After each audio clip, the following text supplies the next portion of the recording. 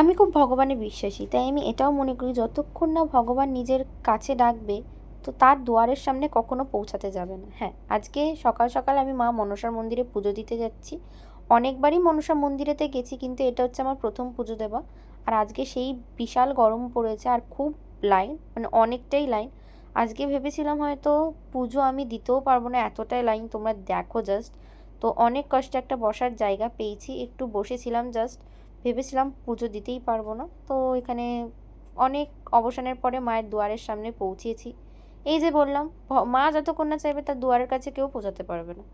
কিন্তু আমি এটা বলবো যে এখন মায়ের মন্দিরে বিজনেস অন করা হচ্ছে। হ্যাঁ, আমি একটা কথাই বলবো আপনাদের মন্দিরে, প্লিজ আপনারা মন্দিরে বিজনেস স্টার্ট করবেন না। আগের মন্দির আর এখনের মধ্যে অনেক তফাৎ। আগে গেলে মায়ের ছবি তুললে ফটো থেকে বাধা দেওয়া হতো না, কিন্তু এখন খুব বাজে বিহেভিয়ার করে বাধা দেওয়া হয়।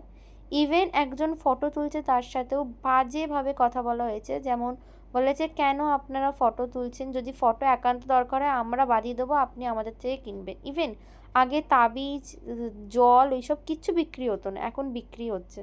আমি জানি না আমি তোমাদেরকে কতটা মায়ের মুখ দেখাতে পেরেছি, তা আমি একটা কথাই বলবো, মন্দিরে প্লিজ বিজনেস অন করবেন না। তো পুজোটাও নিষ্ঠা ভরে দিতে পারিনি। 3 ঘন্টা লাইনে দাঁড়িয়ে 2 মিনিটের দর্শন আমার একদম পোষায়নি। মাকে মন ভরে না দেখতে পেলাম, না মন ভরে মায়ের কাছে কিছু চাইতে পারলাম।